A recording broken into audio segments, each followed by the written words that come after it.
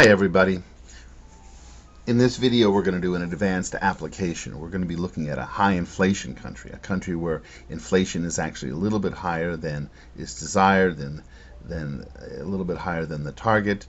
We're going to be doing a contributions approach, and we'll be using the tools that we learned in chapter 13, the learning even more extensions and perspectives of the ISRTPC model, and actually we'll be using a spreadsheet based exercise. So in a previous video we learned about the algebraic approach to the ISRTPC, and it was a little bit of work. Algebra is often not fun, at least it's not fun for some people, but we did learn by how much the shocks and policies affect the core macroeconomic variables, and that's what we called a contributions approach. So now we're going to apply that. We're going to examine the case of an economy that's struggling with some adverse shocks to supply. The central bank is not fully credible, so the expected inflation rate is above the target rate of inflation, and it turns out that inflation itself is above the target, and we're going to see what the central bank does, and we're going to ask whether that's a good policy or not. So throughout this exercise we will assume that the zero lower bound does not constrain, and we're going to be using a spreadsheet based example that corresponds to stage 1B of the model. So here we are, and we notice we have three scenarios. We have a baseline, and then we're going to be looking at an alternative 1 and an alternative 2. So under the baseline, it's a very benign scenario.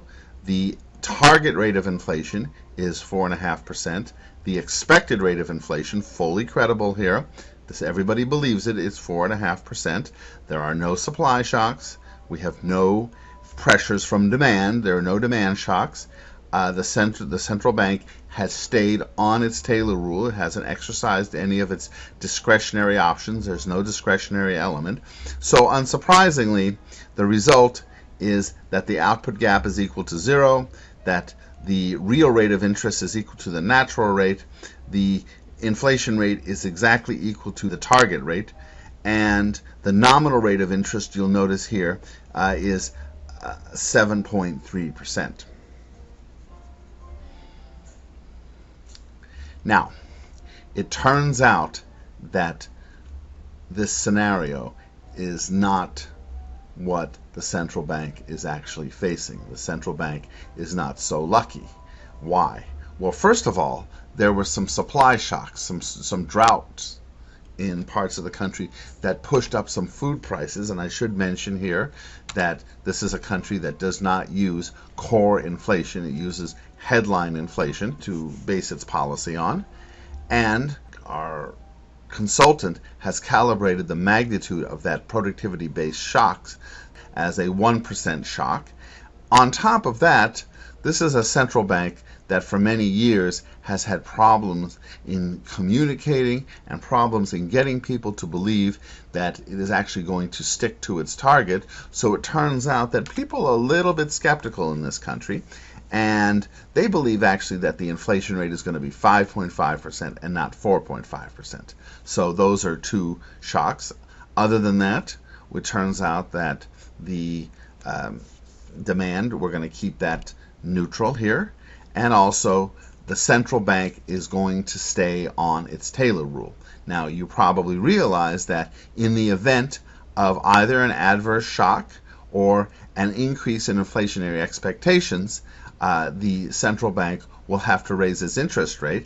And if we can skip ahead here, we will see that actually that is going to happen here. So under this scenario, the central bank wants to show that it is fighting inflation. It wants to regain that credibility, and the way that it does that is by raising the nominal rate of interest from 7.3 to almost 11, 10.9%, and the real rate of interest goes up from 2.8 to 4.6.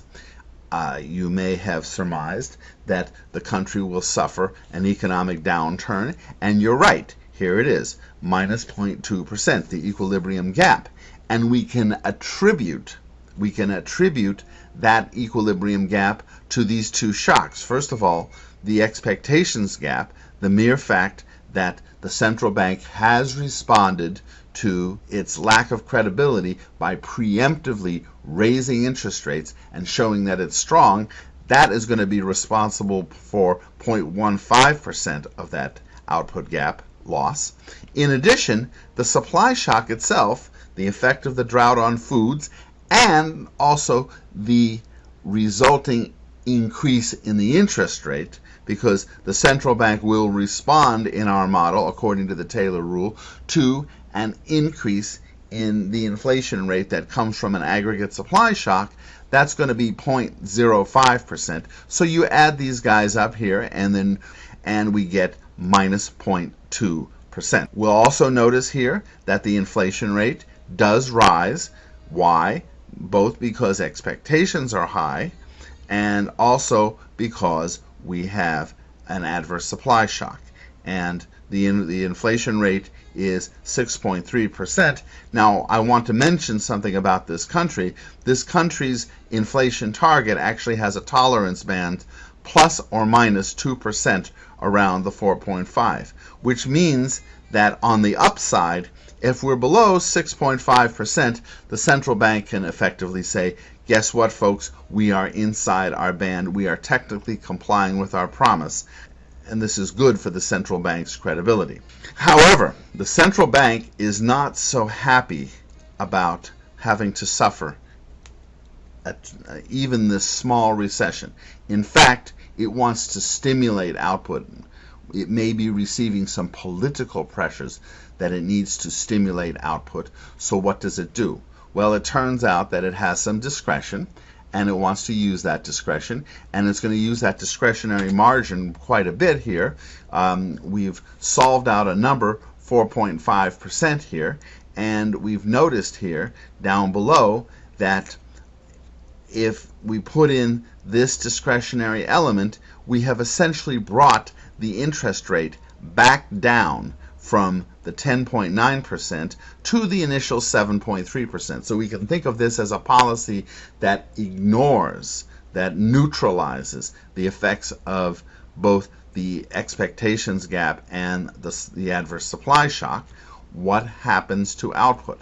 Well, once again, we had these original contributions. They're still here, the minus 0.15 and the minus 0.05 for the expectations gap and the aggregate supply shock, respectively. But now, the fact that we've loosened monetary policy, we've made it easier for households to borrow, we've made it easier for firms to borrow and make capital expenditures, that's actually going to have a very solid impact on the economy according to our model, and that impact is 0.46% of potential output. So you can see that this more than neutralizes, and instead of a negative output gap, we're actually going to get a positive output gap.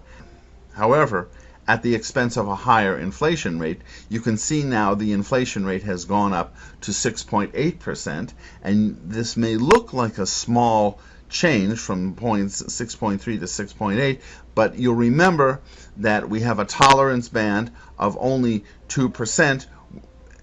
If we're above 6.5%, we are technically outside the tolerance band.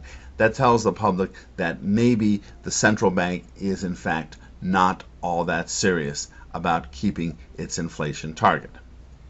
So let's wrap up and take a second to think about what all of this means. The bottom line here is that the central bank has departed from its Taylor rule, and when it did that, it went above its 6.5% upper target bound. When it did that, the central bank might have been, and most likely was, jeopardizing its most valued assets, its credibility. People may no longer believe that the central bank is serious about getting back at any point to its 4.5% inflation target that it originally stated. What does that mean? That means in the future, unless the country faces some lucky circumstances, for example, a positive supply shock, it may even be more difficult for the central bank to bring that inflation rate back down to its original target of 4.5%.